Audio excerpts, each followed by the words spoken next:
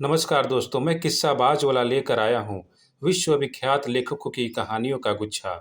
दोस्तों, अगर हमारी कहानी आपको पसंद आए तो इसे लाइक, सब्सक्राइब और शेयर जरूर करें। तो आइए बिना देर किए शुरू करते हैं आज की कहानी। कहानी का शीर्षक है हार की जीत। इसे लिखा है सुदर्शन ने। माँ को अपने बेटे और किसान को अपने लहलहाते खेत देखकर जो आनंद आता है, वही आनंद बाबा भारती को अपना घोड़ा देखकर आता था। भगवत भजन से जो समय बचता वह घोड़े को अर्पण हो जाता। वह घोड़ा बड़ा सुंदर था, बड़ा बलवान। उसके जोड़ का घोड़ा सारे इलाके में न था। बाबा भारती उसे सुल्तान कहकर पुकारते, अपने हाथ से खरहरा करते, खुद दाना खिलाते और देख देख कर प्रसन्न होते थे। उन्होंने रुपया, माल, असबाब, जमीन आदि अपना सब कुछ छोड़ दिया था। यहाँ तक कि उन्हें नगर के जीवन से भी घृणा थी।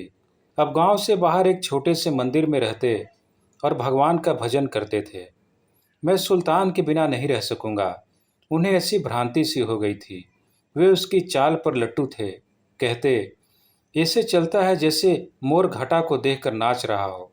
जब तक संध्या समय सुल्तान पर चढ़कर 8-10 मील का चक्कर न लगा लेते, उन्हें चैन न आता। खड़ग सिंह उस इलाके का प्रसिद्ध डाकू था। लोग उसका नाम सुनकर कांपते थे। होते होते सुल्तान की कीर्ति उसके कानों तक भी पहुंची। उसका हृदय उसे देखने के लिए अधीर हो उठा। वह एक दिन दोपहर के समय बाबा भारती के पास पहुंचा और नमस्कार करके बैठ गया। बाबा भारती ने पूछा, खड़ग सिंह, क्या हाल है? खड़ग सिंह ने सिर झुकाकर उत्तर दिया, आपकी दया है। कहो, इधर कैसे आ गए? सुल्तान की चाह खींच लाई। विचित्र जानवर है, देखोगे तो प्रसन्न हो जाओगे। मैंने भी बड़ी प्रशंसा सुनी है। उसकी चाल तुम्हारा मन मोह लेगी। कहते हैं देखने में भी बहुत सुंदर है। क्या कहना, जो उसे एक बार देख लेता है उसके हृदय पर उसकी छवि अंकित हो जाती है। बहुत दिनों से अभिलाषा थी, आज उपस्थित हो सका हूँ। बाबा भारती और खड़ग सिंह अस्तबल में पहुंचे। बाबा ने घोड़ा दिखाया घमंड से। खड़ग सिंह ने देखा आश्चर्य से। उसने सैकड़ों घोड़े देखे थे, परंतु ऐसा बांका घोड़ा उसकी आंखों से कभी न गुजरा था। सोचने लगा, भाग्य की बात है, ऐसा घोड़ा खड़ग सिंह के पास होना चाहिए था। इस साधु को ऐसी चीजों से क्या लाभ? कुछ देर तक आश्चर्य से चुपचाप खड़ा रहा। इसके पश्चात उसके हृदय में हलचल होने लगी। बालकों की सी अधीरता से बोला, परंतु बाबा जी, इसकी चाल न देखी तो क्या? दूसरे के मुख से सुनने के लिए उनका हृदय अधीर हो गया। घोड़े को खोलकर बाहर गए। घोड़ा वायु वेग से उड़ने लगा। उसकी चाल को देखकर खड़ग सिंह के हृदय पर सांप लौट गया।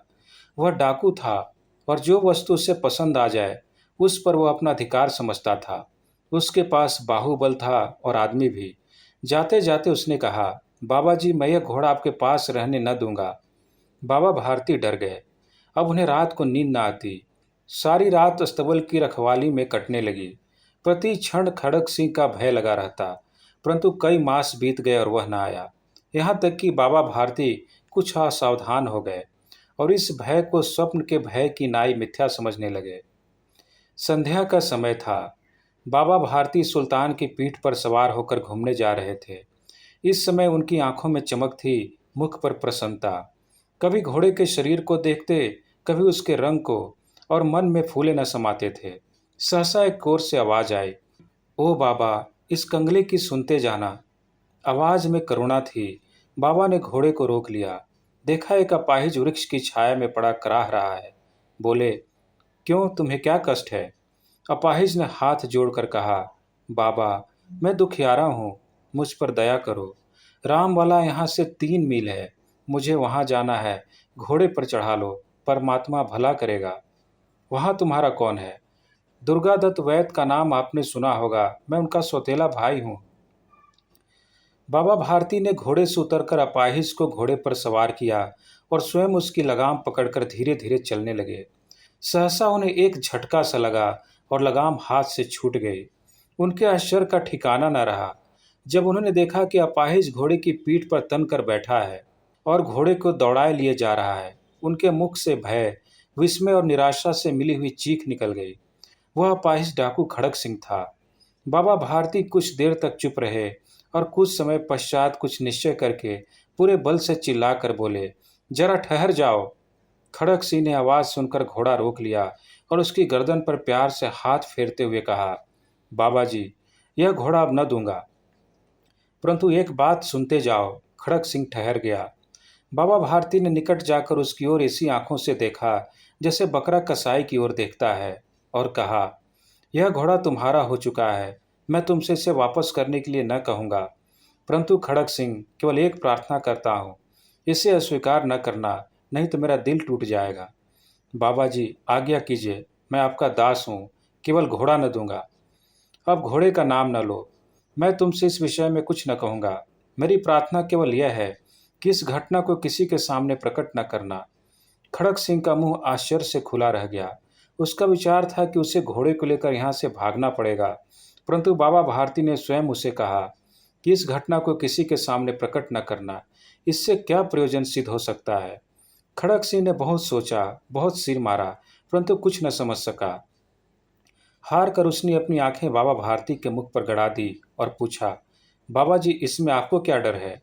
सुनकर बाबा भारती ने उत्तर दिया, लोगों को यदि इस घटना का पता चला तो वे दीन दुखियों पर विश्वास न करेंगे। यह कहते कहते उन्होंने सुल्तान की ओर इस तरह से मुंह मोड़ लिया जैसे उनका उससे कभी कोई संबंध नहीं रहा हो। बाबा भारती चले गए, परंतु उनके शब्द खड़क सिंह के कानों में उसी प्रकार गूंज रहा था। सोचता था, कैसे ऊंचे विचार हैं, कैसा पवित्र भाव है। उन्हें इस घोड़े से प्रेम था। इसे देखकर उनका मुख फूल की नाई खिल जाता था। कहते थे, इसके बिना मैं न रह सकूंगा। इसकी रखवाली में कई रात वे सोए नहीं, भजन भक्ति न कर रखवाली करते रहे, परंतु आज उनके मुख पर दुख की रेखा तक दिखाई न पड़ती थी। उन्हें केवल यह ख्याल था कि कहीं लोग दीन दुखियों पर विश्वास करना न छोड़ दे। ऐसा मनुष्य मनुष्य नहीं, देवता है। रात्रि के अंधकार में खड़क सिंह बाबा भारती के मंदिर पहुंचा। चारों ओर सन्नाटा था। आकाश में तारे टिमटिमा रहे थे। थोड़ी दूर पर गांव के कुत्ते भौंक रहे थे। मंदिर के अंदर कोई शब्द सुनाई न देता था। खड़क सिंह सुल्तान की बाग पकड़े हुए था। वह धीरे धीरे अस्तबल के फाटक पर पहुंचा। फाटक खुला पड़ा था। किसी समय वहां बाबा भारती स्वयं लाठी लेकर पहरा देते थे, परंतु आज उन्हें किसी चोरी, किसी डाके का भय न था। खड़क सिंह ने आगे बढ़कर सुल्तान को उसके स्थान पर बांध दिया और बाहर निकलकर सावधानी से फाटक बंद कर दिया। इस समय उसकी आंखों में नेकी के आंसू थे। रात्रि का तीसरा पहर बीत चुका था। चौथा पहर आरंभ होते ही बाबा भारती ने अपनी कुटिया से बाहर निकले, ठंडे जल में स्नान किया। उसके पश्चात इस प्रकार जैसे कोई स्वप्न में चल रहा हो, उनके पांव अस्तबल की ओर बढ़े, परंतु फाटक पर पहुंचकर उनको अपनी भूल प्रतीत हुई। साथ ही घोर निराशा ने पांव को मन मन भर का भारी बना दिया। वे वहीं रुक गए। घोड़े ने अपने स्वामी के पांवों की चाप को पहचान लिया और जोर से हिनहिनाया। अब बाबा भारती आश्चर्य और प्रसन्नता से दौड़ते हुए अंदर घुसे और अपने प्यारे घोड़े से गले से लिपटकर इस प्रकार रोने लगे मानो कोई पिता बहुत दिन से बिछड़े हुए पुत्र से मिल रहा हो। बार बार उसकी पीठ पर हाथ फेरते, बार बार उसके मुंह पर थपकियां देते। फिर वे संतोष से बोले, अब कोई दीन दुखियों से मुंह न मोड़ेगा। धन्यवाद।